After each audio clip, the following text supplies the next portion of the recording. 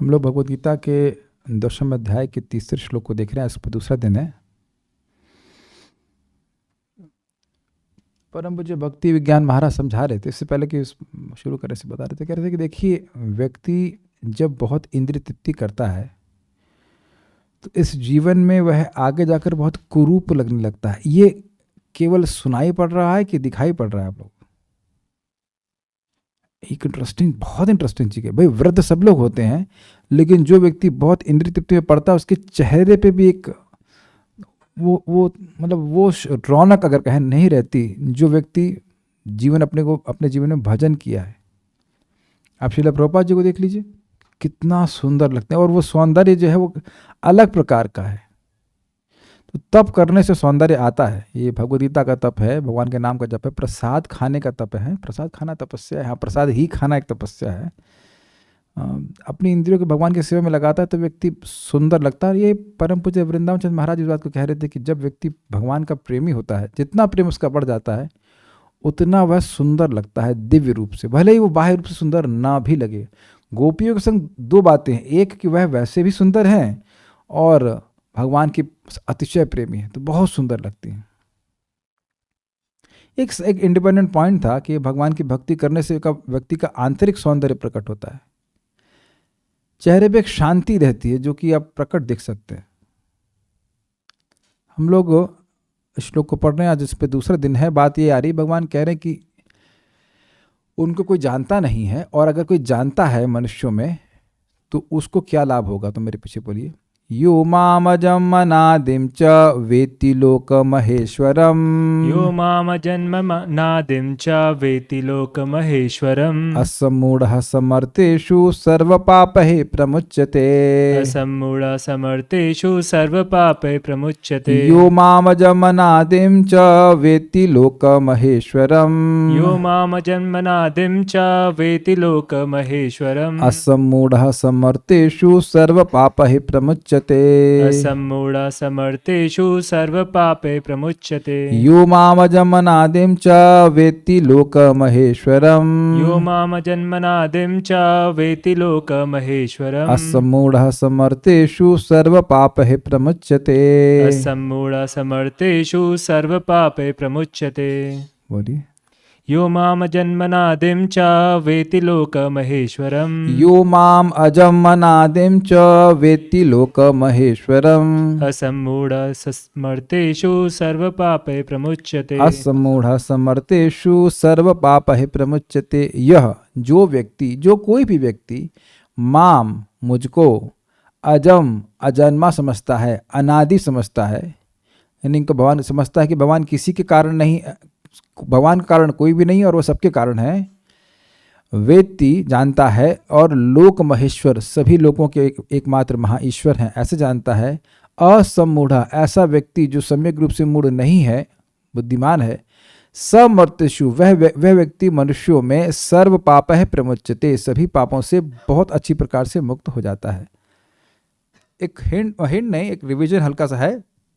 अजम कहने का आशय यह है कि भगवान नित्यबद्ध साधना सिद्ध भक्त नहीं, जड़ पदार्थ से अलग हैं और बद्ध जीवों से भी अलग हैं, क्योंकि उनका जन्म होता है। अनादि से कह करके उन्हें अपने आप को साधना सिद्धों से अलग रखा, क्योंकि एक समय था जब उनका जन्म होता था और वो साधना करके अब भगवान के नित्य पार्षद बन गए। और लोक महेश्वर कहकर अपने आप को नित्य सिद्ध पार्षदों से अलग कर दिया, काल से भी अलग कर दिया और माया शक्ति से भी अलग, काल और नित्य पार्षदों से भी अलग कर दिया, क्योंकि नित्य पार्षद लोगों के महेश्वर है नहीं। और हाँ, और माया शक्ति आध्यात्मिक लोक की ईश्वर नहीं है, और काल भी आध्यात्मिक लोगों का ईश्वर नहीं है। लोक महेश्वर मतलब सभी लोगों के महेश्वर, चाहे भौतिक लोग हों चाहे आध्यात्मिक लोग हों। तो ये सब बात था। अब चक्रवर्ती पाद की टीका हम पढ़ते हैं, फिर प्रभुपाद जी की टीका पढ़ेंगे।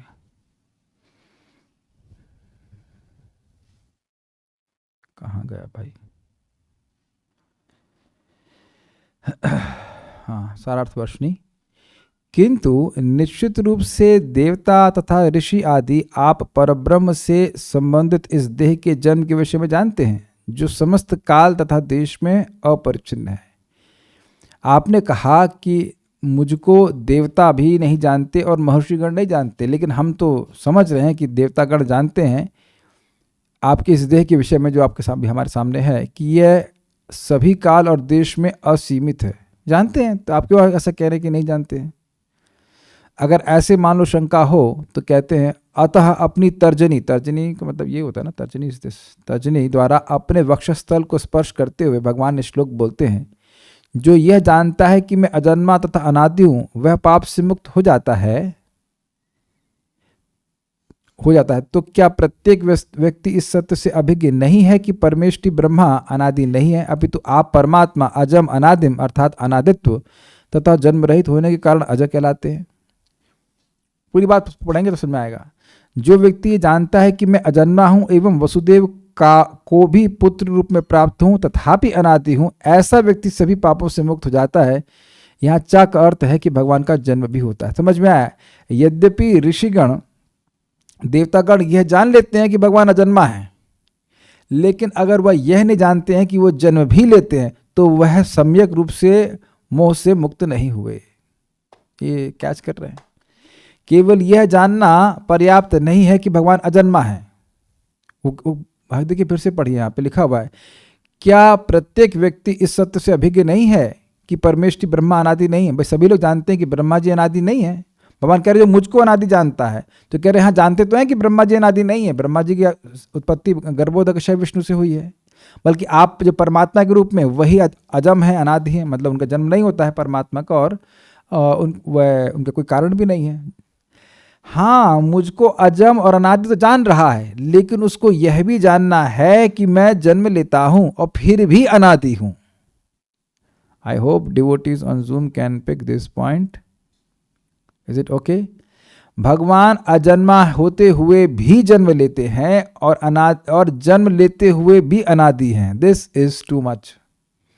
मैं कहूं कि इस लैपटॉप का कोई आदि नहीं है, तो कहीं ऐसे कैसे? लैपटॉप की तो मैन्युफैक्चरिंग डेट है, नहीं तो फिर वारंटी क्लेम ही कैसे करते? जब अनादि काल से लैपटॉप है तो वारंटी तो 1 साल में समाप्त हो जाती है ना। तो कहेगा ना कि अरे लैपटॉप की वारंटी तो उसकी बहुत पहले समाप्त हो गई। क्यों? अनादि काल से है ना। आप लोगों का शरीर अनादि काल से है, इधर नहीं 40 साल से, 20 साल से, 30 साल से ऐसे करके है। तो अब आप ये बताइए, ऐसा हो सकता है? आप लोग ऐसे पढ़ करके आगे निकल जाएंगे। ऐसा हो सकता है कि आप कहें कि वह उम्र कितनी है? अनादि। अनादि। जिन माता जी लोगों की भी शादी होने वाली है, मतलब प्लानिंग चल रही, तो भाई रिश्ते के लिए आए, मतलब हाथ देखने के लिए आए, सॉरी हाथ नहीं देखने के लिए आते, तो नजर देखता है, सॉरी क्या कहते हैं, उस लड़की देखने के लिए आते हैं, लड़की देखने के लिए आते हैं। लड़की की उम्र कितनी? अनादि। अनादि तो बढ़िया है, अनादि तो बहुत बुढ़ी है, इससे कैसे शादी करेंगे? भाई मान लो कोई लड़का है 10 साल बड़ी लड़की शादी कर सकता है, 20 से कर लेगा। ऐसा नहीं है कि अनादिकाल इतनी बड़ी लड़की शादी कैसे करेगा वो?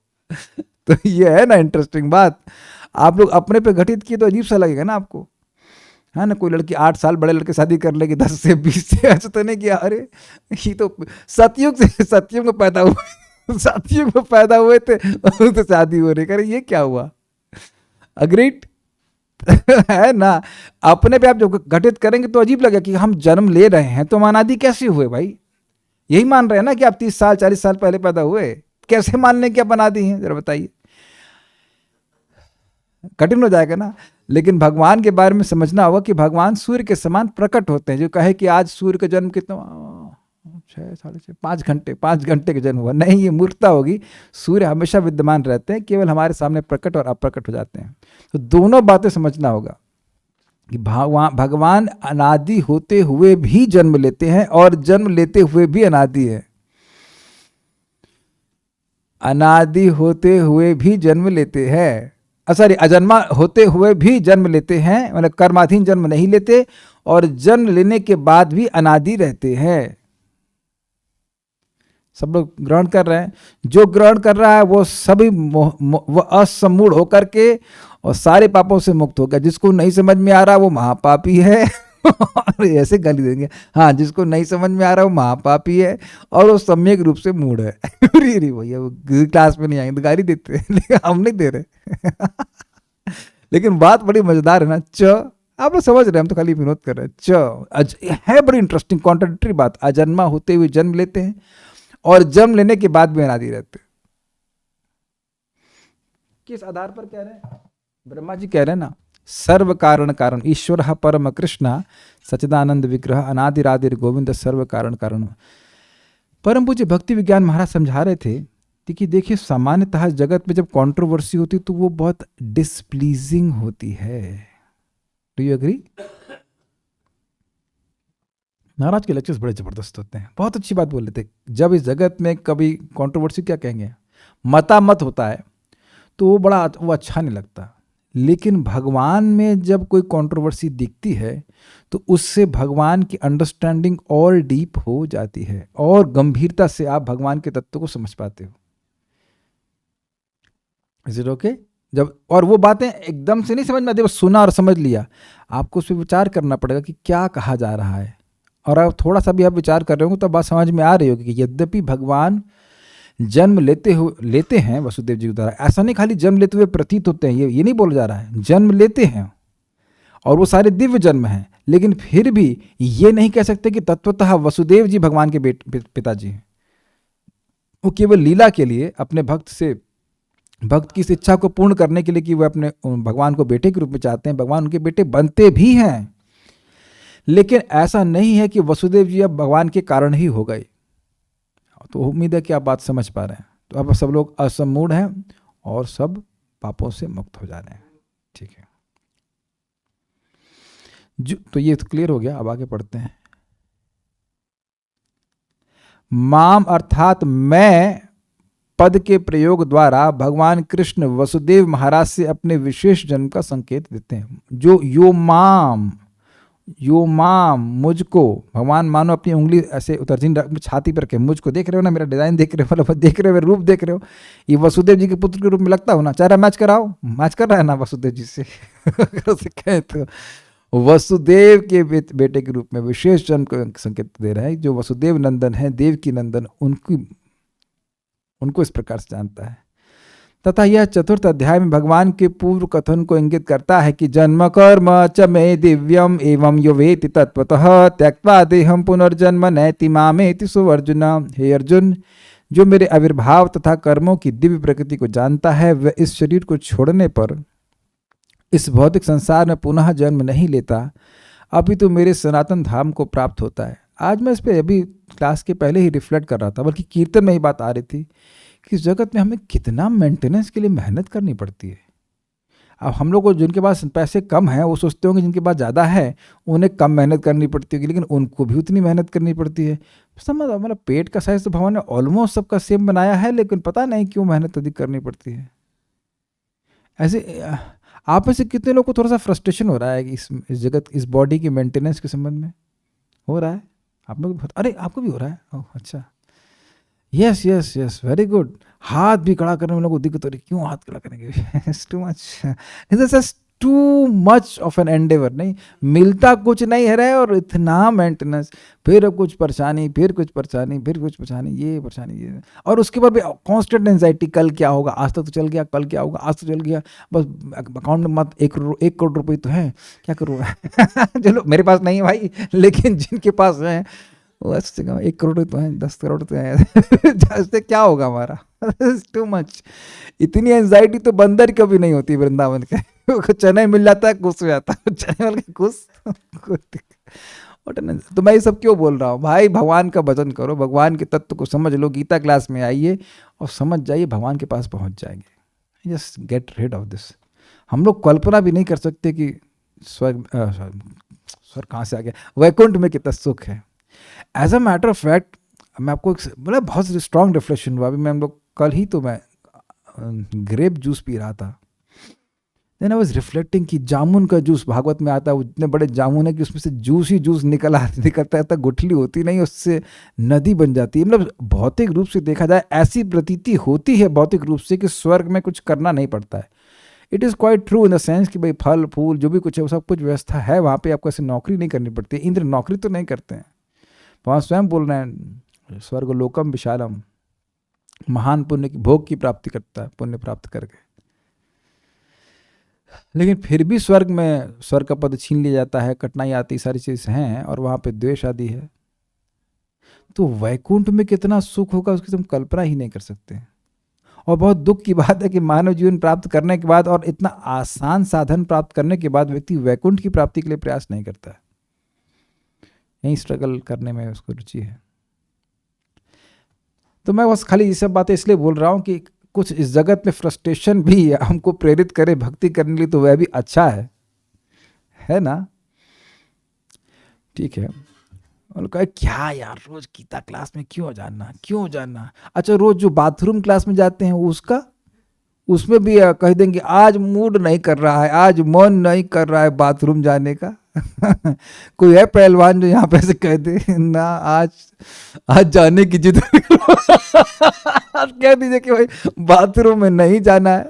बताइए, ये तो बड़ी फजीयत है कि नहीं? रोज एक व्यक्ति बोलते इस पार्ट ऑफ लाइफ, हमने कह रहे हैं स्वीकार कर लिए आप, is it not measurable?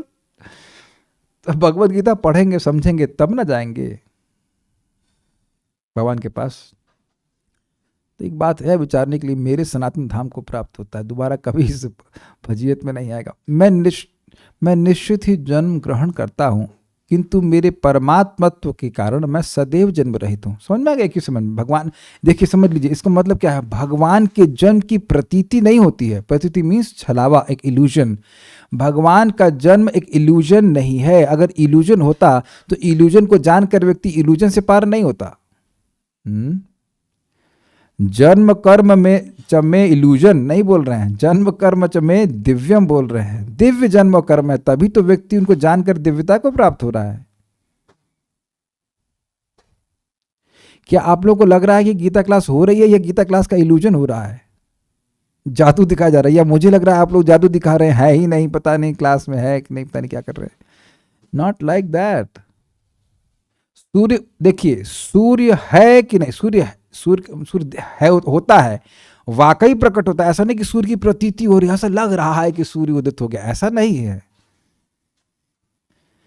Very clear? ठीक है। तो मैं निश्चित ही जन्म ग्रहण करता हूं, किंतु मेरे परमात्मत्व के कारण मैं सदैव जन्म रहित हूं। मतलब भगवान शाश्वत हैं, परमात्मा के रूप में हमेशा रहते हैं, तो उनको हम इस प्रकार से जन्म रहित हूं। ये दोनों ही स्थितियां परम सत्य हैं एवं अचिंत शक्ति द्वारा सिद्ध होती हैं। मैं आज इसी पे एक शब्द पे बार बार सोच रहा था। प्रभुपाद भी अपने लेक्चर में इसी अचिंत शब्द को बोल रहे थे। हमको भगवान को अगर स्वीकार करना है तो उनकी अचिंत शक्तियों को स्वीकार करना ही पड़ेगा। अचिंत, जो हम सोच ही नहीं सकते। पूरे सूर्य का तेज उनसे आ रहा है, पूरी पृथ्वी उनसे आई है, पूरा ब्रह्मांड और अनेक अनेक ब्रह्मांड उनसे आ रहे। कैसे आ रहे हैं एक व्यक्ति से? How can we understand? ये बात है। श्री भगवान ने कहा है, 4 अध्याय के श्लोक को कोट करना है, अजोपि सन् अव्ययात्मा भूतानाम ईश्वरोपि सन् प्रकृतिम स्वामधिष्ठाय संभवाम्यात्माय। यद्यपि मैं अजन्मा तथा अविनाशी हूँ और यद्यपि मैं समस्त जीवों का स्वामी हूँ, तो भी युग में मैं अपने आदि दिव्य रूप में प्रकट होता हूँ। श्रीमद् भगवद गीता 4.6। तो यह श्लोक क्यों कोट किया गया? यह सूचित करने के लिए कि भगवान जन्म लेते हैं। ऐसा भगवान यहाँ नहीं कह रहे हैं कि मैं अपने रूप के प्रकट होने का छलावा प्रस्तुत करता हूँ। जैसे कि हमने भगवान के तिरुभाव के संबंध में सुना है कि भगवान का जो तिरुभाव है या जो यदुवंशियों का तिरुभाव है वह एक छलावा है, इल्यूजन है, भगवान का नहीं। भगवान तो वैकुंठ से विमान आता चले जाते हैं, लेकिन जो यदुवंश का जो लीला है, यदुवंश के सहार की लीला, वह केवल इल्यूजन है। समझ रहे हैं बात? लेकिन भगवान के जन्म और प्रकट की जो लीला है वह इल्यूजन नहीं है, वह माया नहीं है। अगर वो माया होती तो हमको माया से पार कैसे करती? क्लियर है? ठीक है। एवं इस संबंध में उद्धव जी की भी उक्ति है, कर्माण्यनिहस्य भवो भवस्यते दुर्गाश्रयोत्थारि भयात् पलायनम कालात्मनो यत् प्रमदायुताश्रमः स्वात्मन्नते खिद्यति धीर विदामिह। हे प्रभु, विद्वान मुनियों की बुद्धि भी विचलित होती है जब वे देखते हैं कि आप समस्त इच्छाओं से मुक्त होते हुए भी सकाम कर्म में लगे रहते हैं। याद आ रहा है आप लोगों को कि भगवान किस प्रकार से ग्रस्तोचित कर्म करते थे? भागवत में वर्णन है, जिन्हें कुछ चाहिए ही नहीं, जो सारे कर्मों के फल खुद ही देने वाले हैं, उन्हें कर्म करने की क्या जरूरत है? तो जो लोग भागवत गीता नहीं समझते हैं वो नहीं पढ़ते हैं तो वह ये सोचेंगे इस प्रकार से क्यों भगवान कार्य कर रहे हैं। तो आप जानते हैं कार्य केवल इसलिए कर रहे हैं ताकि लोगों के सामने आदर्श प्रस्तुत हो, भगवान को करने की कोई जरूरत नहीं है। आजन्म होकर भी, जन्म रहित होकर भी जन्म लेते हैं अजय, स्पेलिंग मिस्टेक, अजय काल के नियंता होने पर भी शत्रु भय से पलायन करके दुर्ग में शरण लेते हैं। काल यवन वाली घटना का वर्णन कर रहे हैं। काल यवन और जरासंध से भगवान ऐसा लग रहा है कि डर करके वो द्वारका चले गए। तथा अपनी आत्मा में रमण करते हुए भी आप अनेक स्त्रियों से गृह रहकर गृहस्थ जीवन का आनंद लेते हैं। भागवतम 3.4.16। कोई ये कहे कि मैंने पत्नी इसलिए स्वीकार करी क्योंकि मुझे स्त्री की इच्छा नहीं थी, ऐसा हो सकता है? अच्छा, भोजन बनाने वाला नहीं होगा आपके पास? नहीं भोजन की इच्छा भी नहीं थी, स्त्री की इच्छा भी नहीं थी, कुछ भी इच्छा नहीं थी, संतान की इच्छा भी कुछ भी नहीं थी, फिर भी पत्नी स्वीकार किया। इतना झमेला क्यों लिया? और घर वाले जबरदस्ती करे तो भगवान के संग तो कोई जबरदस्ती कर नहीं सकता। तो आप है ना, अजीब सी बात, जब कुछ चाहिए ही नहीं तो काहे को इस झमेले में पड़े। तो ये बात अजीब सी लगती है। और एक नहीं 16,108, और उत्तर बड़ा स्पष्ट है। वो अपने वो जो रानियां हैं जो कुछ है वो भगवान की अंतरंग शक्ति के प्राकट्य है। तो ये सब बातें लोगों को भ्रमित करती हैं। श्रीमद् भागवतम 3.4.16, ये अभी आप जल्द ही भागवतम में भी सुनने वाले हैं। जल्द का मतलब परसों, कल सुनेंगे। लघु भागवतामृत में भी इस प्रकार के कथन प्राप्त हैं। तत्तन्न वास्तवं चेत स्यादिदां बुद्धिभ्रमस्तदा न स्यादेवेत्यतोऽचिन्त्या शक्तिर्नानासु कारणम। यदि यह सब सत्य न होता तो सभी धारणाएं भ्रामक होती, किंतु ऐसा नहीं है। अतः अचिंत शक्ति ही उनकी लीलाओं का की कारण है। समझ में आया? भगवान का जन्म लेना, भगवान का शादी करना, भगवान की और इस प्रकार से जो भी लीला कर रहे हैं वह झूठ नहीं है, वह झूठ नहीं, लेकिन वह भगवान की लीला शक्ति के अंतर्गत हो रहा है, ये समझना होगा, ये बात समझनी होगी। झूठ होता मतलब हो नहीं रहा है, खाली होने की प्रतीति हो रही। प्रतीति मीन्स अपीयरेंस, अपरेंट हैपनिंग। ऐसा नहीं कि बस खाली प्रतीति हो रही कि हो रहा है, नहीं, वास्तविक रूप से हो रहा है। वास्तविक लीलाएं हो रही, लेकिन वो लीला शक्ति के अंतर्गत है, वह माया शक्ति के अंतर्गत नहीं कार्य करी, ये बात बोल रहे हैं। ओके। बाल्यकाल में दामोदर लीला के समय यह अकल्पनीय है कि मैं किंकड़ियों की डोरियों द्वारा परिच्छिन्नत्व को प्राप्त हुआ था। क्या मतलब हुआ इसका? इसका मतलब यह हुआ कि भगवान के हाथों में कुछ घंटी वाली रस्सियां बंधी हुई हैं, किंतु माता यशोदा की रस्सियों द्वारा अपरिच्छिन्नत्व में ही स्थित था। अतः इसी प्रकार मेरा जन्म और ना जन्मना भी अकल्पनीय है। समझ में आए बात? ये सेक्शन, इसका मतलब क्या है? मतलब ये है कि भगवान की हाथ में घुंघरू वाली या घंटी वाली रस्सी बंधी है, करधनी में भी बंधी हुई है, वहीं पेट पे बंधी हुई है। तो वहाँ तो भगवान की जो पेट है वो लिमिटेड है, तभी तो बांध दिया। लेकिन जो रस्सी बांधने का प्रयास कर रही माता यशोदा वो छोटी पड़ रही। तो अब आप समझ सकते हैं कारण क्या है। जो घंटी है, जो करधनी बंधी हुई है, वह भगवान की लीला को डिस्टर्ब नहीं कर रही है, मतलब लीला नहीं कहना चाहिए, भगवान के खेल को डिस्टर्ब नहीं कर रही है। लेकिन अगर भगवान कृष्ण को बांध दिया जाएगा तब उनका खेल रुक जाएगा, और कृष्ण खेल रोकना नहीं चाहते। तो उनकी इच्छा सर्वोपरि है, इसलिए उनकी इच्छा से एक ही समय में उनकी जो कमर है वो लिमिटेड भी है और अनलिमिटेड भी है। समझ आ गया ना आप लोगों को? हाँ, बहुत समझदार है। क्योंकि अगर नहीं समझ में आएगा तो घोषणा कर दिया कि तुम सब मूढ़ हो, सम्यक रूप से मूढ़ हो, पापी हो। अरे भाई, ये तो खतरनाक टीचर है समझ में नहीं आएगा तो डांटना शुरू कर देंगे। नहीं नहीं, मजाक कर रहा हूँ, लेकिन मैं आपको बता रहा हूँ बड़ी मजेदार बात। कोई मान लो पुरुष का है कि भाई आपकी छाती का साइज क्या है, 42, कुछ भी बोल देगा, 42 वटेवर, पर नापेंगे, अरे ये तो 56, 57 बढ़ता ही जा रहा है उसका कुछ। तो कहेंगे अभी तो आप बोले थे 42 है, जो भी है, आई डोंट नो व्हाट पहलवानों को क्या होता है। या बाइसेप्स मान लो 14 इंच की है, मेरी नहीं है, मैं नहीं हूँ, लेकिन जो पहलवान कहेगा मेरा 16 इंच की बाइसेप्स है, मेरी 24 इंच की बाइसेप्स है, तो लिमिटेड बोल रहा है ना, 24, 28 और जो भी है। और अगर आप रस्सी बांधना शुरू करें तो टाइम ही नहीं ये तो लिमिट ही नहीं निकल रही है। तो एक ही समय में लिमिटेड और अनलिमिटेड कैसे हो सकता है? लेकिन ये भगवान का अचिंत्य शक्ति है। एक बात बोलो, या तो लिमिटेड हो या अनलिमिटेड हो, लेकिन भगवान के नहीं, हम दो बात बोलेंगे और दोनों सही है। हम लिमिटेड भी है और अनलिमिटेड भी है। अच्छा, ये विचारणीय बात है कि एक बार मैं स्लाइड दिखाता हूं, स्लाइड दिखाने से समझ में आएगा। यस, तो ये आप लोगों को लग रहा है ये कुछ लिखा हुआ है, हरे कृष्णा कृष्णा कृष्णा हरे हरे, हरे राम राम राम हरे हरे। टाइमर ला के देखना, देखते कितना समय लगता है। Hare Krishna, let me see, we will do some exercise, let's see. जब एक साथ करते हैं तो कितना टाइम लगता है। स्टार्ट। हरे कृष्णा कृष्णा कृष्णा हरे हरे, हरे राम राम राम हरे हरे। 5.93 सेकेंड।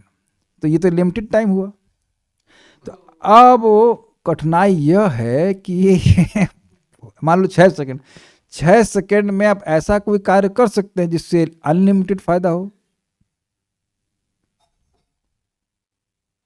सुना है ना आपने, गो कोटि दानम ग्रहणे खगस्या प्रयाग गंगोदक कल्पवास, यज्ञायुतम मेरु सुवर्ण दानम गोविंद कीर्तिर न समम शतांश। ऊपर देख रहे थे, भूल गए श्लोक। करोड़ों करोड़ों गायों को देखने, ऊपर लिखा है क्या, करोड़ों करोड़ों गायों को देखने, सॉरी, दान देने से, वो भी सूर्य ग्रहण के समय, जो पुण्य मिलेगा जोड़िए, रखिए, किनारे रखिए। उसके बाद प्रयागराज में आप ब्रह्मा जी के एक दिन तक निवास कीजिए, गंगा जी के पास में। तो प्रयाग गंगोदक कल्पवासा तो हो गया, इसको लेके किनारे रख दीजिए। तीर्थवास, दान, उसके बाद गोदान, और उसके बाद यज्ञायुतम मेरु सुवर्ण दान है। हजारों हजारों यज्ञों में मेरु पर्वत के समान स्वर्ण, मेरु पर्वत के समान स्वर्ण, ये कहाँ मिलता है? पहले तो जुटाने में भारी हो जाएगा, लेकिन मान लीजिए कि ऐसे कह दिया जाए, आज तक सुना तो है नहीं किसी ने तो दान दिया हो। तो ये भी आप ब्राह्मणों को हजारों हजारों यज्ञों में दान दे रहे हैं। तो गोविंद कीर्तिर न समम शतांशे, एक बार हरे बोलने के ये 100वां अंश भी नहीं है। हरे कृष्णा कृष्णा कृष्णा हरे हरे, हरे राम राम राम हरे हरे। और फिर भी हम कहते हैं भैया बहुत मुश्किल काम है, कैसे करें। एक माता जी बोल रही थी, प्रभु जी जॉब करने का मन नहीं करता। तो हमने कहा सुनती नहीं हो ना, इसलिए तो सुनोगी नहीं तो करने का मन भी नहीं करेगा। और मन करे या ना करे, सुना हुआ है हम लोगों ने तो करते ही है। हरे कृष्णा कृष्णा कृष्णा हरे हरे, हरे राम राम राम हरे हरे। ये बात आप समझ में आ गए, हमने सारी कहानी क्यों सुनाई। देखने में लग रहा है कि लिमिटेड महामंत्र है, लिमिटेड है ये, but this is Hare Krishna unlimited. समझ में आया आपको? This is unlimited, unlimited benefit. आप लोग प्रसाद कितने मात्रा में लेते हैं भाई? 2-4 रोटी, 250 ग्राम, वटेवर 300 ग्राम लेते, लेकिन उसका प्रसाद, उसका लाभ कितना? अब सारी पीढ़ियां उद्धार हो रही। 100 पीढ़ी लिखा था, केवल प्रसाद ग्रहण करने से 100 पीढ़ियों का उद्धार होता है। Is it not amazing? तो केवल भगवान का विग्रह ही अनलिमिटेड हो ऐसा नहीं है। भगवान का नाम, रूप, गुण सभी तो असीमितता की अचिंत्य शक्ति से युक्त है। मैं ये प्रमाणित करने का प्रयास कर रहा था। ओके, उम्मीद है कि समझ में आ गई होगी बात। तत्पश्चात भगवान अपने दुर्बोध ऐश्वर्य के विषय में बताते हैं, जो मनुष्य यह जानता है कि यद्यपि मैं आपका रथ चालक हूं, अर्थात अर्जुन का, तथापि मैं लोक महेश्वर अर्थात समस्त लोगों का महानतम ईश्वर भी हूं, वह अकेला ही मनुष्यों में असमूढ़ अर्थात भ्रमित नहीं होता। मैं कहूं कि भारत के प्राइम मिनिस्टर मेरी गाड़ी चलाते हैं, वैसे मेरे पास गाड़ी है भी नहीं, मेरी गाड़ी चलाते हैं, तो शायद पुलिस ही पकड़ लेगी, कहा तुम गाड़ी चलवा रहे हो पूरा प्राइम मिनिस्टर से। क्या कोई ऐसे स्वीकार करेगा? बताइए, क्यों स्वीकार कर सकता है कि ये फलाने व्यक्ति के ड्राइवर हैं, वो भारत के भूतपूर्व नहीं, भारत के वर्तमान प्रधानमंत्री हैं जो इसकी गाड़ी चला रहे। अब आप समझ गए ना? प्राइम मिनिस्टर की बात करते हैं तो आप लोग कहेंगे हाँ ऐसे कैसे हो सकता है भाई, साइकिल क्यों गाड़ी चलाएंगे उसकी। तो वही बात तो भगवान के ऊपर घटित हो जाएगी। भगवान तो अनंत कोटि ब्रह्मांडों के नायक हैं, तो वह क्यों चला रहे? तो जानते हैं, बड़ा स्पष्ट है, क्योंकि भगवान प्रेम के वशीभूत हैं। भगवान अर्जुन के प्रेम के वशीभूत है, इसलिए वो चला रहे हैं, उनको बहुत अच्छा लग रहा है चलाने। तो ये बड़ा इंटरेस्टिंग है कि मुझको लोक महेश्वर के रूप में जानता है। भगवान खड़े कहाँ पे हैं इस समय? युद्ध क्षेत्र में। और युद्ध क्षेत्र में जमीन पे खड़े हैं, रथ पे खड़े हैं, रथी के रूप में कि सारथी के रूप में? आप समझ में आया? पूरा पूरा आप जूम कीजिए जूम कीजिए कि कहाँ खड़े हैं भगवान। रथ का जो क्या कहते हैं उसको, रेंस, इंग्लिश में रेंस कहते हैं, हिंदी में क्या कहेंगे उसको? बागडोर is not to much of a long word, but लगाम। हाँ, सब लोग मुसलमान फैमिली से लगता है हिंदी कुछ नहीं आती है। एनीवेज, जो भी है, रस्सी, रथ की रस्सी वो पकड़े हुए हैं और पकड़े पकड़े गीता को उपदेश दे रहा है, स्टेयरिंग पकड़ के भगवद गीता को प्रवचन को ड्राइवर करे, आपको आश्चर्य नहीं होगा। रथ की रस्सी छोड़े नहीं है, रथ की रज्जू अगर कहें संस्कृत में, रज्जू या रस्सी पकड़े हुए, पकड़े पकड़े और कह रहे हैं कि मैं जो तुम्हारा सारथी बना हूं ना, वही लोक महेश्वर हूं। This is very nice commentary. जो जान रहा है कि ठाकुर जी जो अर्जुन के रथी सारथी है वही लोक महेश्वर है, ऐसा व्यक्ति सम्यक मूढ़ से रहित है, सम्यक मोह से रहित है, असमूढ़ है। अर्थात मतलब उससे कोई भ्रम नहीं रह गया है कि यद्यपि कृष्ण सारथी हैं फिर भी लोक महेश्वर है, फिर भी वे भगवान है। और ये तभी होना है जब व्यक्ति भगवान की बात को भगवद गीता से निरंतर सुनता रहेगा, तब इस पर का विश्वास होगा भगवान चाहे कुछ भी करें तब भी वह भगवान ही हैं। ये बात यहां पे की जा रही है, ठीक। अच्छा, एवं भक्ति विरोधी समस्त पापों से मुक्त हो जाता है। सर्व पापै प्रमुच्यते मतलब भक्ति विरोधी समस्त पापों से मुक्त हो जाता है। तो भक्ति विरोधी कौन सी चीजें हैं? काम, क्रोध, लोभ, मोह, मद, मात्सर्य। आप लोग सभी समझते होंगे कि भक्ति करना अच्छी बात है, यह कोई विरोध नहीं है। विरोध तो हम लोग नहीं कर रहे हैं, विरोध अंदर कुछ तत्व है वह नहीं करने देता है।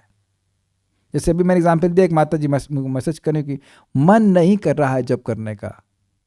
तो ऐसा नहीं कि आत्मा का मन नहीं कर रहा होता है, वो मन में जो तत्व हैं काम, क्रोध आदि, नहीं जब नहीं करोगी क्या फायदा है जब करने का, क्या जरूरत है गीता क्लास में जाने की, ऐसा करके वो भावनाएं आती। क्या आप लोगों ने ऐसा महसूस किया है? हाँ, बहुत अच्छा उत्तर दिया आपने। रोज ही करते हैं लेकिन भक्त संग में नहीं। भक्त संग में जब लोग वो सारे जितने भी आपके वो मद मात्सर्य को काम क्रोध है ना, वो डर जाते हैं, अरे ये तो अब क्या करेंगे, ये तो बहुत लोग को लेके आ गया। देखा कभी किसी को किसी से झगड़ा होता है लड़के को, वो पिट जाता है, फिर वो और लोगों को पहलवानों को ले आता है, आज तुम हमको पीटे आओ, देखो सबको लेके आ जाता है।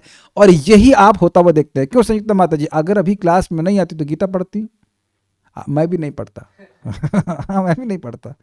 प्रभु का नाम भूल गया प्रभु जी, हाँ, अध्यावतार प्रभु। तो आप पढ़ते गीता? वरुण प्रभु तो जरूर वरुण प्रभु पढ़ते। नहीं काल्यान, आप अरे नहीं पढ़ते। देख रहे, अब देख रहे हैं कि हम लोग कितने कमजोर हैं, और जैसे ही साथ में आते हैं तो समाप्त। 1 घंटा तो कंट्रीब्यूट कर ही देते। This is how powerful it is. तो भगवान की बात को, अच्छा फिर प्रश्न होगा कि भाई भगवान को इस प्रकार से समझ लेगा तो फिर ये अनर्थों से कैसे मुक्त हो जाएगा? लिंक समझ में नहीं आ रहा ना। ये बहुत सिंपल है। अगर आप भगवान को ऐसा महान समझेंगे तो सेवा किसकी करेंगे? भगवान की करेंगे। भगवान के बारे में बात करेंगे, भगवान के तत्व को समझेंगे। जब उसमें समझेंगे तो भगवान हमारे हृदय को पवित्र कर देंगे। सिंपल सी बात है, ठीक है। परंतु जो मेरे अजत्व, अनादित्व तथा सर्वेश्वरत्व को स्वीकार करते हुए भी यह सोचता है कि उसका जन्म लेना केवल अनुकरण मात्र है, मतलब भगवान का जन्म लेना केवल अनुकरण मात्र है, वह निश्चित ही भ्रमित है एवं समस्त पापों से मुक्त नहीं हुआ है। समझ में आई? ये लास्ट एंड बड़ी जबरदस्त है। जो ये मान रहा है कि भगवान अजन्मा है, भगवान अनादि हैं, सबके ईश्वर भी हैं, लेकिन यह नहीं मान रहा है, लेकिन यह मान रहा है कि भगवान का जन्म केवल अनुकरण है, मतलब इट्स ओनली एन इल्यूजन, वास्तविक रूप से भगवान नहीं लेकर जन्म ले रहे हैं। तो ऐसा व्यक्ति अभी पापों से मुक्त नहीं हुआ है, उसके हृदय में अभी कुछ पाप है, कुछ मोह है, इस कारण से वो बात पूरी नहीं समझ रहा है। तो बात टोटलिटी क्या पिक्चर की है? भगवान अजन्मा है और साथ ही जन्म भी लेते हैं। यद्यपि वह वसुदेव जी के द्वारा जन्म लेते हैं, मतलब आदि हैं, उनका आदि है। इस अवतार में भगवान के पिता है वसुदेव, तो उनके आदि कौन होंगे? वसुदेव। फिर भी वे अनादि हैं। वसुदेव के द्वारा प्रकट हो रहे। जैसे मैं कहूं कि सूर्य कौन सी दिशा से उगता है, पूर्व दिशा से, तो पूर्व दिशा उसकी मां नहीं हो गई, लेकिन दिख तो यही रहा है ना, दिख रहा मतलब होता ही है, पूर्व दिशा से ही जन्म मतलब प्रकट होता है, लेकिन फिर भी पूर्व दिशा उसकी मां नहीं है।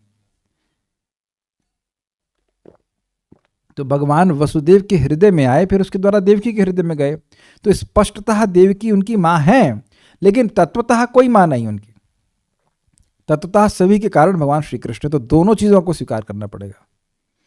भगवान प्रति सबके प्रति सम है, बिल्कुल सम है, लेकिन अपने भक्तों के प्रति बहुत स्नेहिल है। और जो भक्तों से विरोध करता है, भक्तों से झगड़ा करता है, परेशान करता है भक्तों को, तो भगवान उस पर क्रोध भी करते हैं। Is it okay? ठीक है। अनुकरण मतलब इमिटेशन, नकली माल, नॉट असली माल। मतलब ये अच्छा प्रश्न आपने किया, क्लैरिफिकेशन कर लिया। कोई चीज, हाँ, जैसे आप समझिए टमाटर है और एक है नकली टमाटर, तो नकली टमाटर असली टमाटर का अनुकरण कर रहा है, लेकिन भगवान का जन्म अनुकरण मात्र नहीं है केवल। भगवान जन्म लेते हैं, लेकिन वह हमारी तरह बद्ध जीव की तरह जन्म नहीं लेते हैं, दुख में, परेशानी में, फिर उस बाद में पथरी देखी जाए, फिर बोले भगवान पूछें अच्छा क्या होगा, शादी होगी कि नहीं होगी, ऐसे प्रश्न भगवान सब नहीं करते, कोई जरूरत नहीं भगवान को। यद्यपि गर्ग मुनि आकर के उनका बताते हैं उसके बारे में, लेकिन भगवान को जानने की कोई जरूरत नहीं, भगवान तो पहले ही अपने पिताजी की पत्री बता दिए थे ना। तात्पर्य है ना कि अगर एक सोचिए, विचार कीजिए, दशम स्कंद में गर्भ स्तुति है, देवतागण आकर के माता देवकी के गर्भ में जो भगवान है उनकी स्तुति कर रहे हैं, तो ये बताइए कि क्या कोई बच्चा जो गर्भ में स्थित होता है वह किसी की रक्षा कर सकता है? वह खुद ही कितनी असहाय अवस्था में होता है। तो भगवान गर्भ में आए थे तब ना वो स्तुति कर रहे हैं, ये खाली गर्भ में आने का आभास हुआ था? नहीं, आभास नहीं हुआ था, वाकई भगवान आए थे, और वहां पे भी वह भगवान ही है, तभी तो देवता लोग उनकी शरण में जा रहे हैं। आप उस बात को डाइजेस्ट कर पा रहे हैं?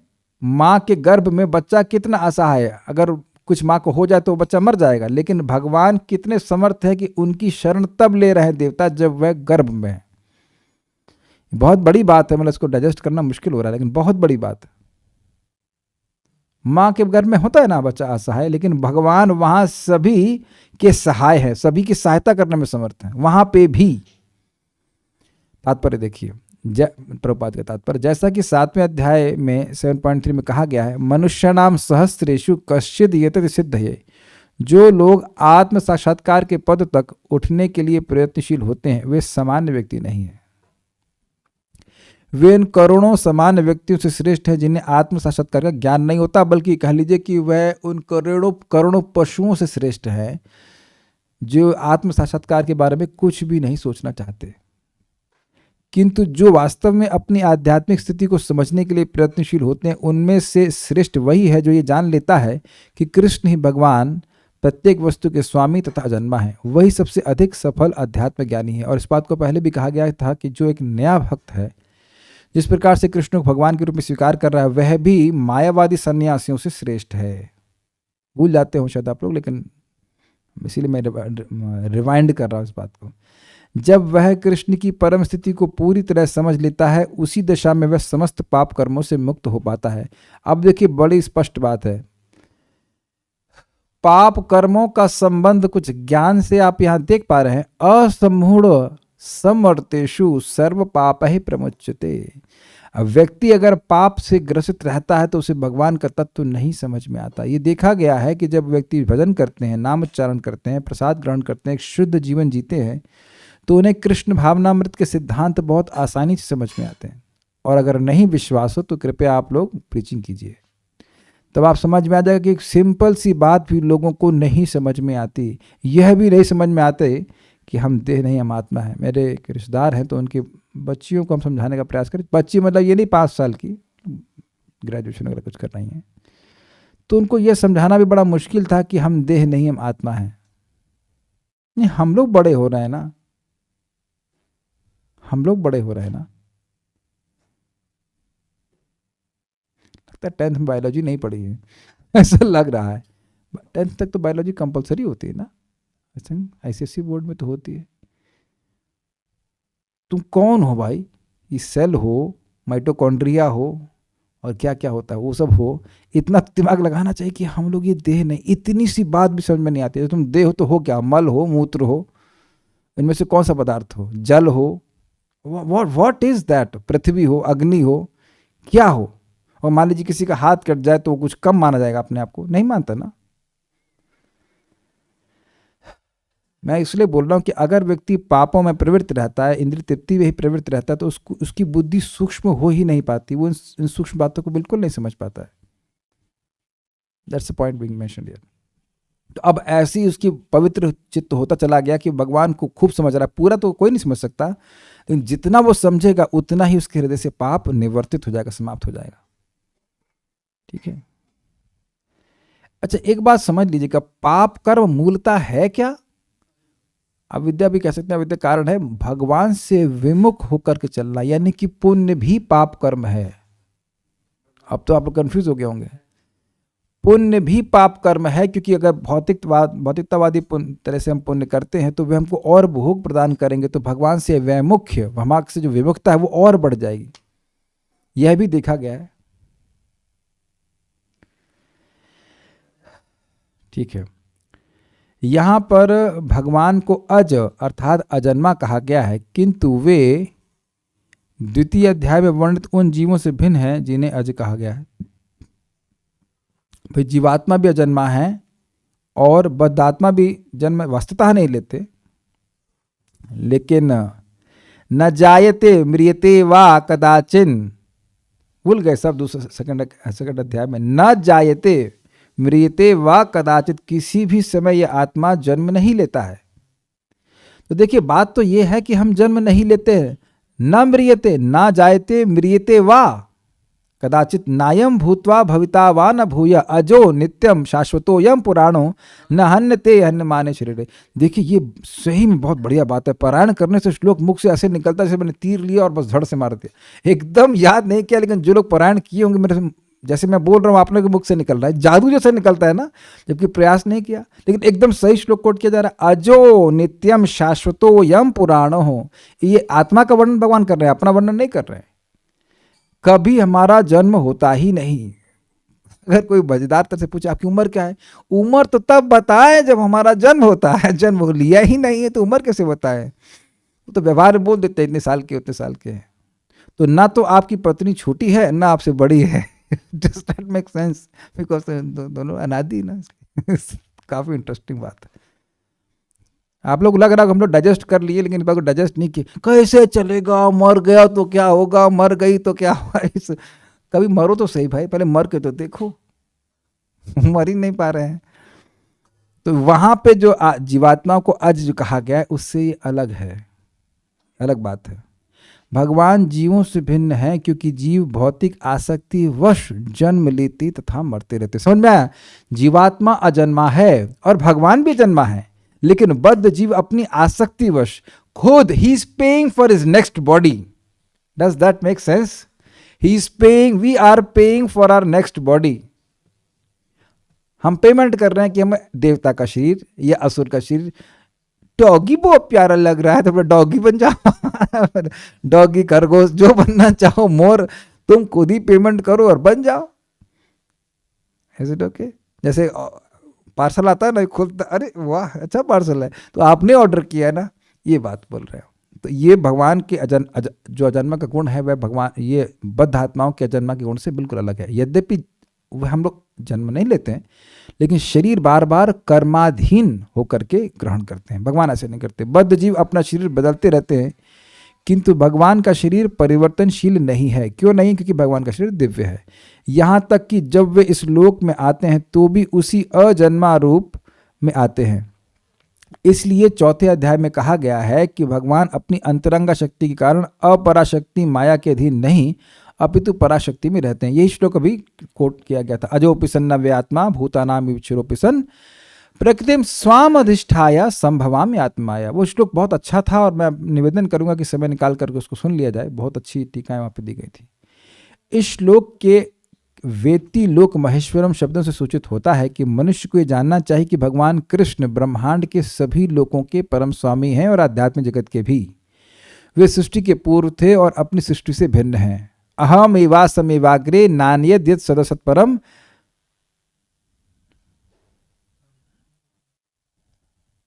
पश्चाद अहम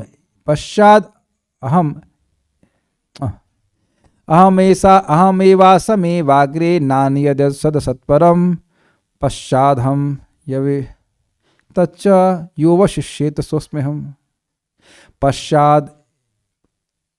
पश्चादहम यदेतच्च योवशिष्येत सोऽस्म्यहम्। इस ब्रह्मांड के पहले भी मैं था, जब ये वर्तमान है तब भी मैं हूँ, और इसके बाद भी जो बचेगा, जब ये नहीं रहेगा तब भी मैं वर्तमान रहूँगा। तो भगवान की त्रिकालिक सत्ता है। सारे देवता इसी भौतिक जगत में उत्पन्न हुए, किंतु कृष्ण अजन्मा है। फलतः वे ब्रह्मा तथा शिव जी जैसे बड़े बड़े देवताओं से विभिन्न हैं, और चूंकि वे ब्रह्मा, शिव तथा अन्य समस्त देवताओं के सृष्टा हैं, अतः वे समस्त लोगों के परम पुरुष हैं। बिल्कुल स्पष्ट बात है। अतः श्री कृष्ण उस हर वस्तु से भिन्न है जिसकी सृष्टि हुई है, और जो उन्हें इस रूप में जान लेता है वह तुरंत ही सारे पाप कर्मों से मुक्त हो जाता है। स्पष्ट है। परमेश्वर का ज्ञान प्राप्त करने के लिए मनुष्य को समस्त पाप कर्मों से मुक्त होना चाहिए, जैसा कि भगवद गीता में कहा गया कि उन्हें केवल भक्ति के द्वारा जाना जा सकता है, किसी अन्य साधन से नहीं। तो क्या मतलब है? देखिए, कोई वस्तुतः भक्ति स्वीकार ही नहीं कर पाएगा अगर उसके हृदय में पाप बसा रहे। अगर आप किसी व्यक्ति को भक्ति स्वीकार करने में असमर्थ देख रहे हैं, तो उसका एकमात्र कारण है कि उसके हृदय में भी मैल बहुत जमा है, इसलिए वह भगवान की महिमा को समझ नहीं पा रहा। देखिए, आप लोगों को थ्योरी भी समझ में आ रही है, and it is not ordinary. मैं फिर रिपीट कर रहा हूँ, यह थ्योरी भी समझना मुश्किल है। एक माता जी हैं, उनके पति भी कुछ भक्ति में आ रहे हैं, तो उनको भी बेबी मीन्स इंट्रोडक्टरी क्लास में लेके जा रही हैं। तो मैं समझता हूँ कि उनके पति 1-2 साल तो बड़े होंगे ही, उसे बड़े ही होंगे, बस गर्दन हिला दीजिए, हाँ बड़े होंगे, ठीक है। तो बड़े हैं, पढ़े लिखे भी कम से कम नर्सरी तो पढ़ ही लिए होंगे नर्सरी तो पढ़े होंगे, लेकिन ये पढ़ के उनको नहीं समझ में आएगा। आप लोग, मैं जानता हूँ, क्लास ऐसे देना चाहता हूँ कि आपको दिखे, जो बोला जा रहा है आपको दिखने लग जाए। यद्यपि यह हिंदी ही है, लेकिन यह वह नहीं समझ पाएंगे, एटलीस्ट अभी। प्रसाद खाएं, जप करें, भक्ति करें, तब जाकर के बातें समझ में आती हैं। एक भक्त हमारे घर में आए, उनकी पत्नी यहाँ पे हैं अभी, तो उनको बड़ी दिक्कत थी, भगवान को हमसे लेने की क्या जरूरत है हमने कहा आप बताए कहाँ? हमने कहा कहाँ से आ रहे हो? कह रहे ऋषिकेश घूम के आ रहे हैं। तो गंगा जी नहाए थे, कहते हाँ। हमने गंगा जी को जल दिए थे, कहते गंगा जी को जल दिए थे। हाँ दिए थे, क्यों दिए थे? हमने कहा गंगा जी को जल, आप गंगा जी का जल कहाँ से लाए थे? बिस्लेरी का पानी दिए थे, कहते नहीं वहीं से लिए, वहीं को दिए। तो हमने कहा क्यों दिए क्या गंगा जल को आप लेते हैं तो कुछ गंगा जी का कुछ कम होता है, और जब आप देते हैं गंगा जी को तो गंगा जी से कुछ मतलब उनको बढ़ गया, भाई बड़ा आज कमाई हो गई कि हमको जल मिल गया? नहीं, लेकिन इस बीच में आपको महान पुण्य की प्राप्ति हो गई। And for some time he was just thinking, हाँ, गंगा जी को लेकर के आप गंगा जी का जल दे रहे हैं, तो भगवान को लेकर के भगवान को वस्तु क्यों नहीं देना चाहिए? मैं खाली ये बात बोल रहा हूँ कि सिंपल सी चीज कि भगवान जो कह रहे हैं पत्रम पुष्पम फलम तोयम यो मे भक्त्या प्रयच्छति, वह नहीं ग्रहण कर पाते लोग, वह नहीं ग्रहण कर पाते। और उनको ब्लेम नहीं किया जा रहा, कुछ है अभी मन में कचरा, कुछ बंधन है जो भगवान को समझने देने में दिक्कत दे रहा है। ऐसी स्थिति में लोगों को प्रसाद खिलाइए, बहुत प्रभावशाली है भगवान का प्रसाद। धीरे धीरे प्रसाद खा के कुछ अगर नाम जप कर सके तब उनको बात समझ में आती। एक और बात समझिए, आप लोगों ने जब थोड़ा पानी दे, जब आप लोगों ने जब करना शुरू किया था तब भगवान के नाम की महिमा ज़्यादा पता नहीं थी। अग्रीड? तो आप देखिए, अब जब करना शुरू किए, भगवान ने भक्तों की संगत दी, आप सुन रहे हैं, तो अब नाम की महिमा और अधिक समझ में आने लगती है। तो जब अधिक समझ में आती है भगवान की नाम, भगवान की भक्ति आदि, तो उसमें व्यक्ति और प्रवृत्त होता है। फ्लिम्सी कार्य समझ लीजिए या यूजलेस कार्यों में वह नहीं प्रवृत्त होता, जिसे कहते हैं पाप कर्म। I hope it is getting clear. तो यही बात बोल रहे हैं कि जितना व्यक्ति भगवान की महिमा को समझेगा वो भगवान की सेवा में प्रवृत्त होगा और पाप कर्मों से रहित हो जाएगा। रादर ऐसा समझिए कि जो भगवान की महिमा समझ रहा है तो अब उसको स्वाभाविक रूप से भगवान की महिमा को बोलने में रुचि होगी। और यह आप 34 स्कंद में सुनेंगे, 4 कुमार जब पृथु महाराज को मिलते हैं तो पृथु महाराज की वह प्रशंसा करते हैं कि भगवान का यश बोलने की आपकी सहज प्रवृत्ति है, और ये अपने आप ही, ये प्रवृत्ति भगवान के बारे में बोलने की प्रवृत्ति अपने आप ही विषय भावना को, विषय जो तरंग है उसको नष्ट कर देती है। It's not ordinary. भगवान के यश को बोलने की इच्छा ये सामान्य नहीं है, सारी जो पाप कर्मों की वासना है वो सबको खत्म कर देगी। आप करके देखिए। देखिए, ये बात भक्तों को समझ में नहीं आती है। जैसे ही हम कोई भौतिक शब्द बोलते हैं, नेक्टर ऑफ इंस्ट्रक्शन, वाचो वेगम वाले इसमें तात्पर्य में, तुरंत ही हमारे जो मिथ्या अभिमान है, मैं ये देह हूं, ये एक्टिवेट हो जाता है। आप करके देखना, आप ये करके देखना। इट इज ऐसे सुनाई पड़ रहा है, ऐसे ऐसे होता है with in a moment, with in a second. और जैसे आप भगवत गीता, भागवत की बात सुन करते हैं, तुरंत वह कम होने लग जाता है। It's very powerful. स्वाभाविक सी बातें, सारी बातें एक बार में तो समझ में नहीं आएंगी, बार बार बोलेगा, बार बार सुनेगा, तो ये सब सुनना करना, ये सब व्यक्ति को पवित्र करता जाता है अविद्या से। ये बात बोली जा रही है, ठीक है, ओके। ये आप देख ही रहे होंगे कि भगवान की कथा को, नाम जप को करने से सहज रूप से पाप कर्मों से की जो प्रवृत्ति है वह कम हो रही है, और पता भी नहीं चलता कैसे हो, लेकिन हो रही है। आगे बढ़ते हैं। परमेश्वर का ज्ञान प्राप्त करने के लिए मनुष्य को समस्त पाप कर्मों से मुक्त होना चाहिए। जैसा कि ये नहीं कि अब मैं मतलब एक भजन सम्राट थे, भजन सम्राट, मैं नाम नहीं रख रहा हूँ, तो उनको लोटे में कुछ पीने की आदत थी। समझ गया मैं किस बात कर रहा हूँ। लोटे में वो जल नहीं पीते थे, हम नाम नहीं रख रहे क्योंकि समझ गए ना किस बात कर रहा हूँ। तो वो है भजन, मैंने सुना ऐसा कि भजन गाने से पहले वो कुछ पी के आते थे, मतलब सोमरस, तो उनको अब मूड बनता था भजन गाने का। अरे जल में लोटा मिला दीजिए, समझ में आ गया मैं क्या कहना था। अरे हम नाम नहीं रखना चाहते, हम पब्लिक में क्लास दे रहे हैं। तो ऐसा सुना गया है कि वह कुछ पी करके आते थे, चरणामृत नहीं लेकिन अनुपम उनका कीर्तन होता था। और आप लोग समझ गए हम पहले की तरह नहीं बोल रहे हैं। तो ऐसा सुना, तुम तो आश्चर्यचकित हो गए भाई। कहते हैं थोड़ा सा, और सही में बड़ा अच्छा गाते थे। आप लोगों ने लाइव नहीं सुना होगा, हम लोग CMS में हम लोग कार्यक्रम में गए तो आए थे और सही में नाचे। तब तो भक्ति में नहीं थे हम लोग, खूब नाचे जबरदस्त तरह से, बहुत अच्छा भजन गाया उन्होंने। लेकिन ऐसा मैंने सुना है कि, तो ये कोई तरीका नहीं है कि भगवान का तत्व उनको समझ में आ रहा हो। जो शराब पी रहे हैं वो कैसे बताइए भगवान को समझेंगे।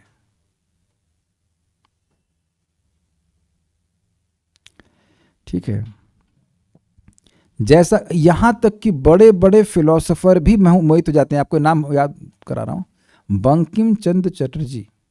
वो भगवान कृष्ण पे कोई पुस्तक लिख दिए, फिर उसको भक्ति विनोद ठाकुर जी सुधार किए। वहाँ पे ऐसा वो चरित्र भगवान का रखे थे कि लग रहा था कि मनुष्य के बारे में बोल रहे हैं। तो बड़े बड़े फिलोसोफर भी भ्रमित हो जाते हैं। जैसा कि भगवद गीता में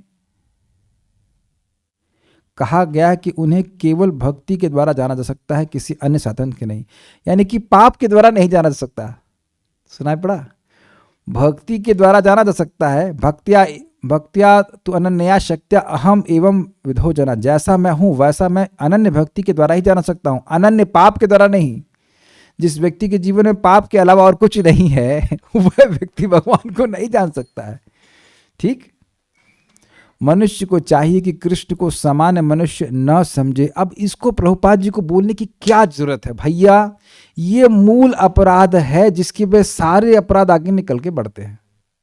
श्रीमन चैतन्य महाप्रभु ने इसी बात को चैतन्य चरितामृत में प्रकाशानंद सरस्वती को जब मिले तो बताया, भाई भगवान को सामान्य मनुष्य मानना ये सबसे बड़ा अपराध है। ये कह लीजिए सारे अपराधों की माँ या जननी है। अगर यह बात क्लियर हो जाए कि भगवान सामान्य मनुष्य नहीं है तो धीरे धीरे सारे अपराध नष्ट हो जाएंगे। नहीं तो अब हर बार प्रश्न करोगे, आए भगवान की मूर्ति कैसे खा सकती है? अरे वो तो फल वैसा ही दिख रहा है, कुछ कम नहीं हुआ। अच्छा एक प्रश्न हो जाता, कम हो जाता तो तुम दोबारा देते? तो देते भी नहीं। लेकिन point is very simple, Krishna समान मनुष्य नहीं है। कृष्ण का विग्रह कृष्ण है साक्षात, लाइक दैट। ये बात समझ ले। जैसा कि पहले ही कहा जा चुका है, केवल मूर्ख व्यक्ति ही उन्हें मनुष्य मानता है। और उसको चेंज कीजिए, केवल महाबुद्धिमान व्यक्ति ही कृष्ण को भगवान मानता है। मूर्ख व्यक्ति कृष्ण को मनुष्य मानता है, और जो महात्मा है, महाबुद्धिमान है, वह व्यक्ति ही कृष्ण को भगवान के रूप में स्वीकार कर सकता है। और आप बार बार मैं आपको रिपीट करा रहा हूं, this has become very very normal and natural for us. हम सभी के लिए एकदम स्वाभाविक है। क्यों मानते हैं? भगवत गीता में लिखा है। क्यों मानते हैं? भागवतम में लिखा है। और ये श्रद्धा, ध्यान दीजिएगा जी, ये श्रद्धा जैसे जैसे बढ़ती जाएगी आप इसी में निष्ठ हो जाओगे। रे कृष्ण भगवान है, ये मूर्ति नहीं मेरे सामने है, ये भगवान मेरे सामने, भगवान मुझे देख रहे हैं, क्योंकि वो देख रहे हैं, वो वास्तविक ऐसा है। हम सत्य को बार बार सुनेंगे तो सत्य हमारे हृदय में प्रकाशित होगा भाइयों। माता ji also, nothing is making me happy in this material world. आप देखो ना, पति हो या पत्नी, दोनों के देह में दुख भरे हुए हैं। कल उसकी तबीयत खराब थी तो मैंने कहा देखो तुमको ये प्रॉब्लम है, मुझको ये प्रॉब्लम, हम लोग दोनों एक दूसरे का दुख रोते हैं। This is there. How can you anyone make materially anyone make anyone happy? We are all suffering, is it not? पिट रहे हैं हम लोग। तो एक व्यक्ति पिट रहा हो पुलिस के द्वारा, दूसरा भी पिट रहा हो, वो कहे कि दूसरा पिटने वाला एक दूसरे वाले की सहायता कर सकता है, बचाएगा। दोनों को इसीलिए पीटा जा रहा है ताकि दोनों सुधर जाएं और गवर्नमेंट की बात माने। This has to be accepted by dear devotees, this has to be accepted. नहीं तो फिर इजी वे और टफ वे है कि नहीं। इसे यहाँ भिन्न प्रकार से कहा गया है, जो व्यक्ति मूर्ख नहीं है, जो भगवान के स्वरूप को ठीक से समझ सकता है, वह समस्त पाप कर्मों से मुक्त है। तो कौन यहाँ पापी है? Please raise hand. कोई हाथ नहीं खड़ा कर रहा, क्योंकि सब लोग समझ रहे हैं ये। यस, यदि कृष्ण देव की पुत्र रूप में विख्यात है तो फिर अजन्मा कैसे हो सकते हैं? इसकी व्याख्या श्रीमद् भागवत में भी की गई है। जब वे देवकी तथा वसुदेव के समक्ष प्रकट हुए तो वे सामान्य शिशु की तरह नहीं जन्मे, वे अपने आदि रूप में प्रकट हुए और फिर एक सामान्य शिशु में परिणत हो गए। बभूवः प्राकृतः शिशु, एक शब्द आता है वहां पे। कृष्ण की अध्यक्षता में जो भी कर्म किया जाता है वह दिव्य है। This is brilliant, this is brilliant. क्या हम भगवान की अध्यक्षता में इस क्लास को कर रहे हैं? कैसे प्रमाणित किया जाए? यहाँ एक भी शब्द वह नहीं बोला जा रहा है जो कि भगवान की इच्छा से विरुद्ध हो। अब आप कहेंगे ये तो आपका बहुत बड़ा अहंकार है। जी नहीं, अहंकार नहीं है, विश्वास है कि जो प्रभुपाद जी ने, आचार्यों ने बोला है वही बोलने का प्रयास किया जा रहा है। दिस इज, प्रभुपाद जी का तात्पर्य बहुत ब्रिलियंट है, सुपर ब्रिलियंट है। मानो आपके टेम्पल प्रेसिडेंट का नाम क्या है? Krishna, the supreme personality of God. समझ में आया कि हम शास्त्र के अनुसार समझते हैं कि भाई भगवान को कौन सा भोजन अच्छा लगता है। तो भगवान, हम जानते हैं कि भगवान देख रहे हैं कि क्या बन रहा है, कैसे बन रहा है, किस तरह से बन रहा है, मेरी प्रसन्नता के लिए है कि नहीं, इत्यादि इत्यादि इत्यादि। मैं सब्जी लेने गया तो भगवान देख रहे हैं ना कि ये एप्पल खा के नहीं आया है। ये समझ रहे हैं? अध्यक्षता का मतलब सुपरिंटेंडेंस। भगवान सुपरिंटेंडेंस कर रहे हैं ना कि मैं क्या खरीद रहा हूँ, कैसे खरीद रहा हूँ, अच्छा खरीद रहा हूँ, खराब खरीद रहा हूँ, क्या कर रहा हूँ। Any action done under Krishna superintendence is transcendental. ये दिमाग में घुसा लीजिएगा बात। ये कार्य कर रहा हूं तो क्या इससे कृष्ण प्रसन्न होंगे? तो कृष्ण अंदर बैठे हुए हैं ना। दिस इज अमेजिंग ना। चाहे आप कुकिंग कर रहे हो, चाहे सब्जी लेने जा रहे हैं, चाहे आप सफाई कर रहे हैं, कुछ भी कर रहे हैं, जब तो है ही कर। क्या यह कृष्ण के द्वारा अनुमोदित है? अगर है तो वह कार्य दिव्य है। ये बात प्रभुपाद जी कह रहे हैं। और अर्जुन का इसी प्रकार से युद्ध करना भी और अपने पितामह से भी युद्ध करना भी दिव्य है। वह शुभ या अशुभ फलों से दूषित नहीं होता। इस जगत में शुभ या अशुभ वस्तुओं का बोध बहुत कुछ मनोधर्म है, क्योंकि इस भौतिक जगत में कुछ भी शुभ नहीं है। अब ये क्या बात है? क्या श्लोक है वो? ए भालो ए मंद सबेर मनेर धर्म, सबे मनोधर्म, ऐसे करके है। ये अच्छा है, ये बुरा है, ये सब मनोधर्म है। मान लीजिए कहे कि हम आपको अच्छी जेल में डाल रहे हैं। जेल के एक आप अच्छा काम करेंगे तो आप अच्छी जेल के एक अच्छे सेल में डाल देंगे। कहाँ डाल देंगे? जेल के ही सेल में। गलत काम करोगे तो तुम्हें खराब वाली मतलब जेल में, सेल में डाल देंगे। वहाँ के जो बाथरूम है बहुत गंदा है। समझ में आया? तो व्यक्ति सोच रहा है कि मैं धन अधिक कमा लूंगा, ये कर लूंगा तो मेरी समस्याओं का समाधान हो जाएगा। ना, प्रभुपाद बड़ा सुंदर कहते हैं, व्यक्ति कितना भी शक्तिशाली हो, जेल में उसकी पिटाई ही होती है, क्योंकि जेल में वो कमजोर ही है। पिटाई का मतलब सुविधाएं वो जेल वाली ही होती हैं। व्यक्ति कल्पना भी नहीं कर सकता कि वैकुंठ के पार्षद का देह कैसा होता है। तो ये बात बोलने कि व्यक्ति को ना तो शुभ कर्मों में रुचि रखनी चाहिए, ना अशुभ कर्मों में रुचि रखनी चाहिए, दिव्य कर्मों में रुचि रखनी चाहिए। प्रत्येक वस्तु अशुभ है। Quite depressing, is it not? कुछ भी शुभ इस जगत में नहीं है। क्योंकि प्रकृति स्वयं ही अशुभ है। हम इसे शुभ मानने की कल्पना मात्र करते हैं। जैसे कि अभी मैंने एग्जाम्पल दिया कि हमारा देह दुखमय है, लेकिन हम सोच रहे हैं कि सामने वाला हमें सुख दे देगा, जबकि उसका देह भी तो दुखमय है, जिसे कल्पना कहते हैं। वास्तविक मंगल तो पूर्ण भक्ति और सेवा भाव से युक्त कृष्ण भावनामृत पर ही निर्भर करता है। अतः यदि हम तनिक भी चाहते हैं कि हमारे कर्म शुभ हों तो हमें परमेश्वर की आज्ञा से कर्म करना होगा, और अगर नहीं करना चाहते हैं तो उसका मतलब है कि हम तनिक भी नहीं चाहते कि हमारे कर्म शुभ हों। शुभ का एकमात्र भक्त मतलब जीवात्मा के लिए है कि वह अपनी स्वाभाविक स्थिति जो कृष्ण के सेवक के रूप में उसमें स्थित हो जाए। ऐसी आज्ञा श्रीमद् भागवत तथा भगवद गीता जैसे शास्त्रों से या प्रमाणिक गुरु से प्राप्त की जा सकती है। इसका दो यहाँ पे या क्यों लगाया प्रभुपाद जी ने? देखिए, हो सकता हो कि अनपढ़ हो व्यक्ति, लेकिन गुरु उसको बता दे कि भाई ऐसे भोग लगाओ, ऐसे भक्ति करो, ऐसे प्रणाम करो, तो वह भी करने लग जाएगा, या खुद भी पढ़ेगा तो भी समझ में आएगा। चूंकि गुरु भगवान का प्रतिनिधि होता है, अतः उसकी आज्ञा प्रत्यक्षतः परमेश्वर की आज्ञा होती है। गुरु, साधु तथा शास्त्र एक ही प्रकार से आज्ञा देते हैं। This is brilliant statement. इन तीनों स्रोतों में कोई विरोध नहीं होता, यानी कि गुरु और साधु का काम ही है कि वे शास्त्र के वचन को खोल करके बताए, समझाए, उससे विरुद्ध नहीं जाए, उससे विरुद्ध नहीं जाए, उससे विरुद्ध नहीं जाए। कोई कह दे आपको कि भाई आप एकादशी मत पालन कीजिए, तो ये शास्त्र के बिल्कुल विरुद्ध है, चाहे कोई भी गुरु हो। गुरु इज नॉट इंडिपेंडेंट ऑफ शास्त्र। ये हमेशा विचार करना चाहिए कि एकादशी एक समान नियम है सभी वैष्णवों के लिए, चाहे किसी भी संप्रदाय में हो। मैं एक एग्जाम्पल ले रहा हूँ, बाकी तो एग्जाम्पल बहुत सारे आ जाएंगे। कोई भी गुरु है किसी भी संप्रदाय में, वह शास्त्र छोड़ करके नहीं बोल सकता है। तो अब हमारा विवेक है कि अगर हमारे पास है विवेक, कि हम इस बात को भी धारण करें कि जो बात बोली गई है कि क्या वह शास्त्र के अनुसार है या नहीं। जैसे 1 + 1 = 2 इन एनी मैथमेटिक्स, चाहे वो उर्दू में लिखी हो, चाहे वो संस्कृत में हो, चाहे कहीं पे भी हो, 1 + 1 2 ही होता है, कुछ और अलग होता है। आप ऐसा नहीं कह सकते कि हमारे मैथमेटिक्स के टीचर इतने महान हो गए हैं कि 1 + 1 = 2.1 बता रहे हैं। हमको बड़ा खेद होता है इस बात पे कि कभी कभी भक्त लोग इस बात को, इतनी सी बात को भी नहीं समझ पाते हैं। इस्कॉन के भी भक्त बहुत जगह इधर उधर जाते हैं, लेकिन कम से कम ये चेक कर लेना चाहिए कि क्या जो बात वहां पे बोली जा रही है क्या वो शास्त्र अनुमोदित है। उम्मीद है कि हमारे भक्त इस प्रकार से नहीं करेंगे। Nothing is cheap and Krishna consciousness is not at all cheap. Nothing is cheap. कहीं भी कृष्ण भक्ति को आसानी से प्राप्त नहीं किया जा सकता। यद्यपि हमारे लिए स्वरूपगत है, लेकिन आसानी से नहीं मिलती है, सुदुर्लभा ही बोली गई है। ऐसे नहीं कि कहीं कोई चीपली कृष्ण भक्ति दे देगा, कहीं नहीं दिया जाएगा।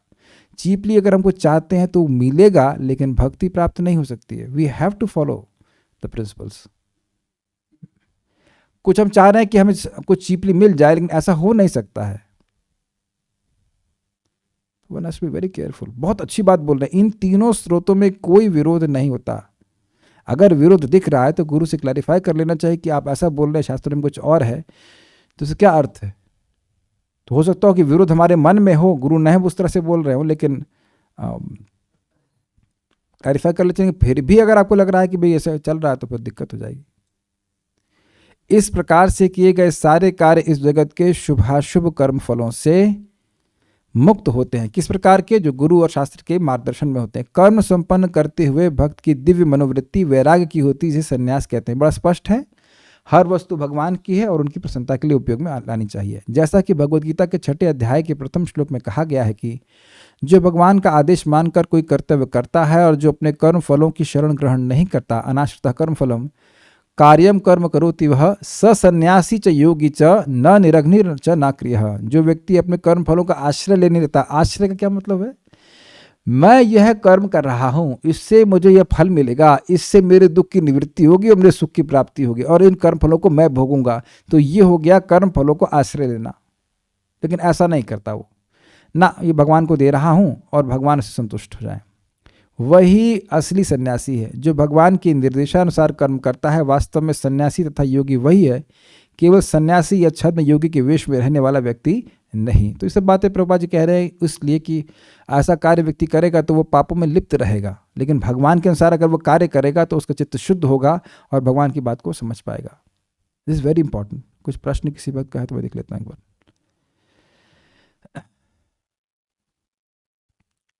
समझ में ना आए पर यथावत एक्सेप्ट कर रहे हैं तो भी मूढ़ कहलाएंगे?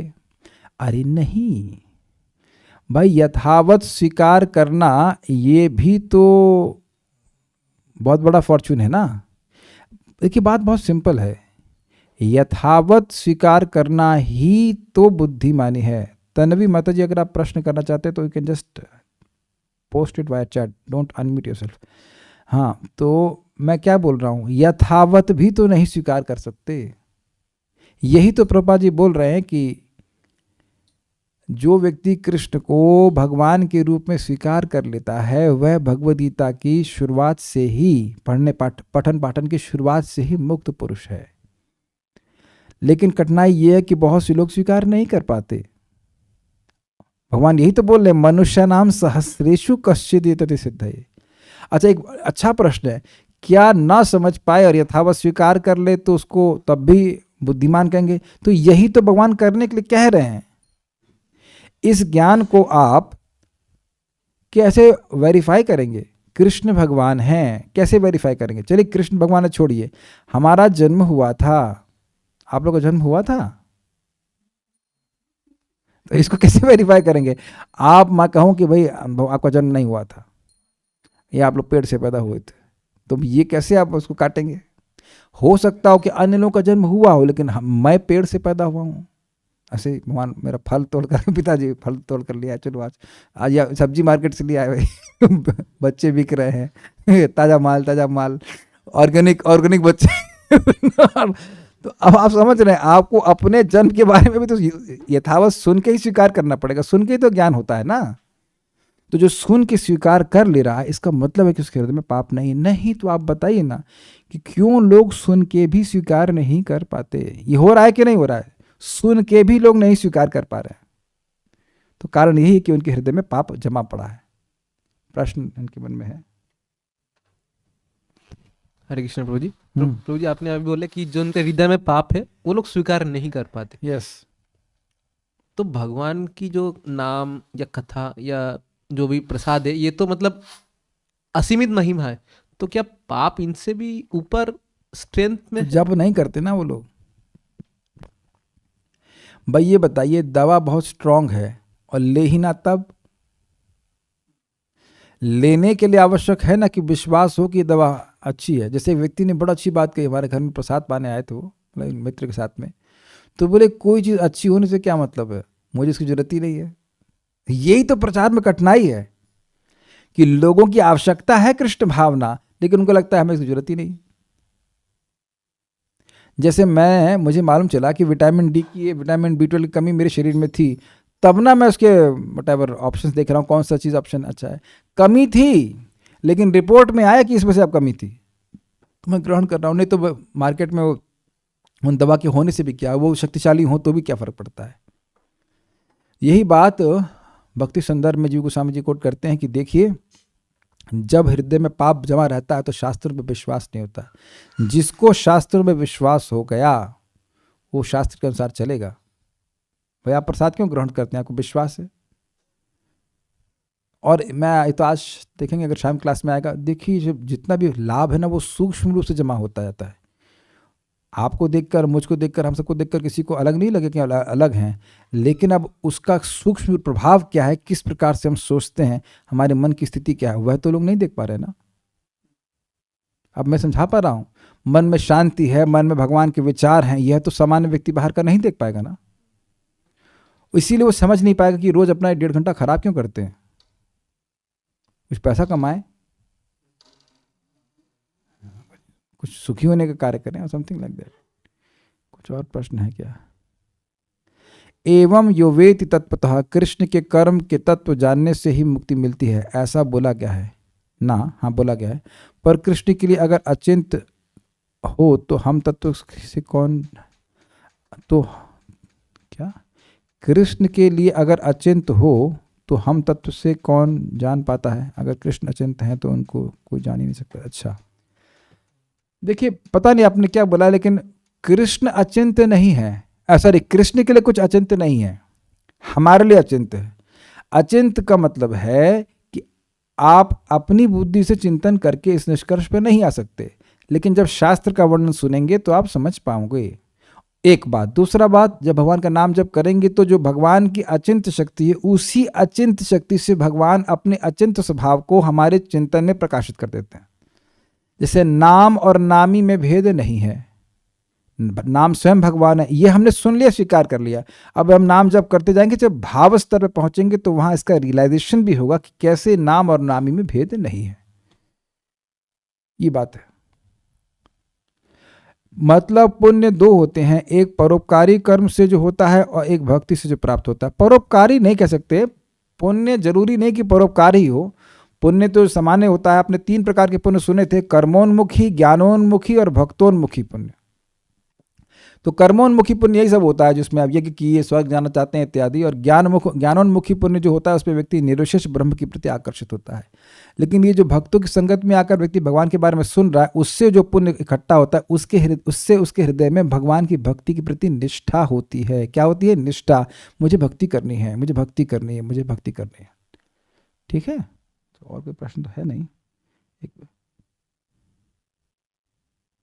एक भक्त पूछ रहे हैं, केवल एकादशी व्रत का ही पालन करते हैं और दूसरे व्रत नहीं करते तो ठीक है, जैसे शिवरात्रि, नवरात्रि।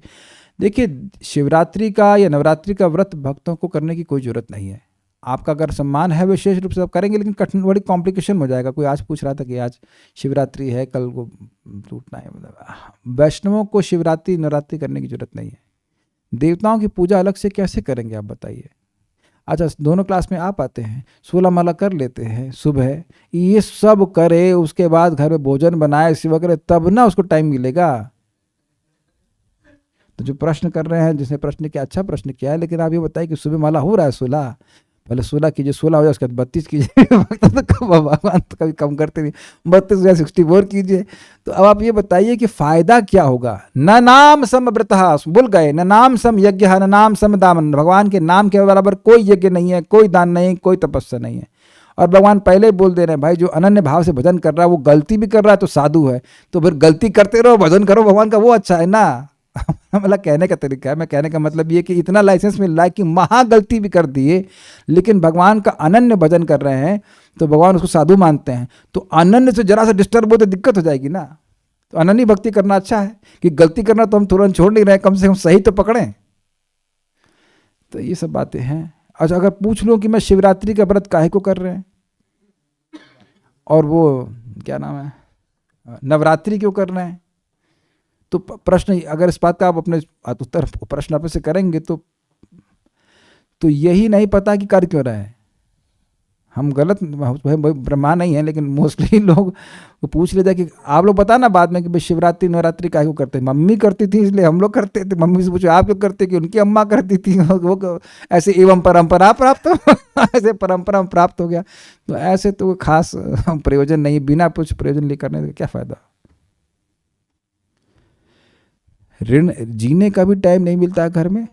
जीने लिखा है कि पता नहीं क्या लिखा है। anyhow, I don't think there is time for any other thing except Krishna consciousness. मरने का भी टाइम नहीं मिलता है। अच्छा, मरने का टाइम फिर क्लास में कैसे आए? Anyways, so I hope you're getting the point. So we'll stop here. Shrimad Bhagavad Gita की जय, श्रील प्रभुपाद की जय, निताई गौर प्रेमानंदे।